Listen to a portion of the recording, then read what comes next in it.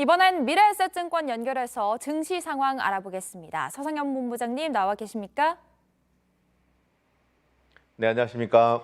네, 어제는 미국의 독립기념일이라서 미국 주식시장은 휴장을 했고요. 유럽 증시는 혼조세로 마감됐네요. 네, 그렇습니다. 유럽 증시는 지난 금요일 미증시 장 후반 반등의 영향을 받아서 강세를 좀 보였습니다. 특히 높은 인플레이션과 각국 중앙은행의 금리 인상으로 인한 경기 불확실성이 부각되기는 했지만 그동안 하락에 따른 반발 매수 심리가 높아진 점이 긍정적인 영향을 줬습니다. 다만 여전한 경기 침체 불안 심리로 상승을 제한한 가운데 보합권 등락에 그친 점도 특징이었습니다. 그동안 주식시장 하락이 컸는데 하락하게 만들었던 요인들이 하나둘씩 완화되고 있다는 평가도 있더라고요. 네, 그렇습니다. 연초 이후에 글로벌 주식시장은 높은 인플레이션, 공급망 불안, 그리고 4월 이후에 본격화된 경기 침체 이슈로 큰 폭으로 하락을 했습니다. 그렇지만 높은 인플레와 관련해서는 지속적으로 높은 수준을 유지하고 있지만 점차 완화되는 경향들을 좀 보이고 있어서 시장의 우려를 전반적으로 개선시킬 것으로 전망을 하고 있고요. 지난 6월 10일 갤런당 5달러를 넘어섰던 가솔린 가격이 최근 지속적으로 하락세를 이어가면서 갤런당 4.8달러 미만으로 하락하고 있기 때문에 향후 인플레이션 하방 압력을 높일 것으로 전망을 하고 있습니다. 주택 임대료에 대한 변화 기류도 주식시장에 영향을 미치고 있다고요.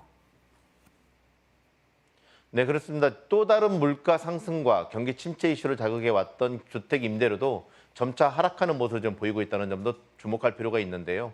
보통 여름에 최고조에 달하면서 가장 바쁜 흐름은 좀 보이지만 6월 말 기준으로 투룸 아파트가 전월 대비 2.9% 하락을 해서 임대료의 상승이 둔화되기 시작했기 때문입니다.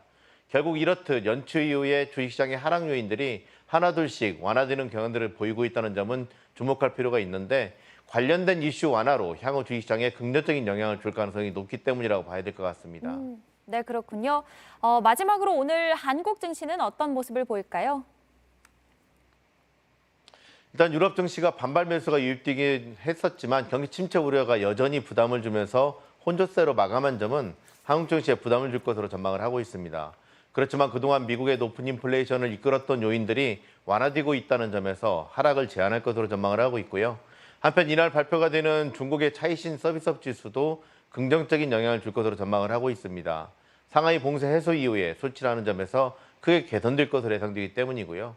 이를 감안해서 한국 증시는 0.3% 내외 상승 출발 후에 견조한 모습을 좀 보일 것으로 전망을 하고 있습니다. 네, 말씀하신 것처럼 오늘 상승 출발 기대해 보겠습니다. 지금까지 미래에셋증권의 서상영 본부장이었습니다.